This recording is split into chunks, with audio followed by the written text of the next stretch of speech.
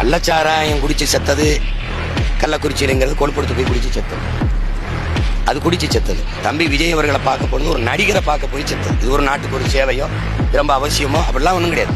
சுதந்திர தினத்துக்கு விடுதலை நாளை போற்றுவதற்கு எல்லாரும் கூடாங்க அப்படிலாம் ஒன்றும் கிடையாது. ஒரு பெரிய இந்த மாதிரி தியாகியை போற்ற போனாங்க அப்படிலாம் ஒன்றும் கிடையாது. ஒரு நடிகரை பார்க்க போய் அது சிக்கி செத்தாங்க, அதுவும் தேவை. ஆனால் தூத்துக்குடி துப்பாக்கி சூடு அப்படி கிடையாது. அந்த மரணம் 15 பேர் செத்தாங்க, 13 பேர். அதுக்கப்புறம் 2 நாள் வீட்டில் திருப்பி சுட்டது 15 பேர். அந்த மரணம் அப்படி கிடையாது. மக்களின் கிளர்ச்சி, மக்களின் புரட்சி. அங்க சிரலைட்டதுனால என்னுடைய காற்று நஞ்சாகுது, என்னுடைய நிலம் நஞ்சாகி நீர் விஷமாகி மஞ்சள் தன்மையோடு வருது, நான் வாழ முடியல, அதை நிறுத்துன்னு சொல்றது வந்து மக்களின் கிளர்ச்சி. அங்க ஒரு தலைவன் இல்லை, ஒரு கொடி இல்லை, மக்களே ஒருங்கிணைந்து போராடிய போராட்டம் எப்போதாவது வரலாற்றுல வரும். அதை ஏன் துப்பாக்கி சுட்டு படுகொலை செஞ்ச?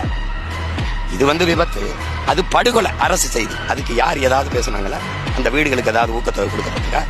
அந்த வீடுகளில் இறந்தவர்களுக்கு அரசு வேலை கொடுப்பேன், அது கொடுப்பேன், இது கொடுப்பேன் ஏதாவது சொன்னதுண்டா? இந்த பாரதிய ஜனதா காங்கிரஸ் உண்மை கண்டறியும் உங்களுக்கு ஓடி வந்ததுண்டா? அப்ப அந்த சாவை வச்சு, அந்த உயிரற்ற உடல்களை வச்சு, அந்த ரத்தம் கண்ணீரை வச்சு, இந்த திமுக என்னதை வச்சு, அதைத்தான் இன்னைக்கு இது வச்சு. இதுல இருந்து நீங்க என்ன தெரியணும்? இவங்கள மொத்தமாவே இந்த துப்புரவு பணியாளர் இன்னைக்கு போராட்டிட்டான், இவனை வச்சு இவன் கையில ஒரு இது வச்சிருக்கான்ல, அந்த தொடப்ப கடையை வச்சு தொடச்சு தள்ளும். அதை தவிர வழி கிடையாது.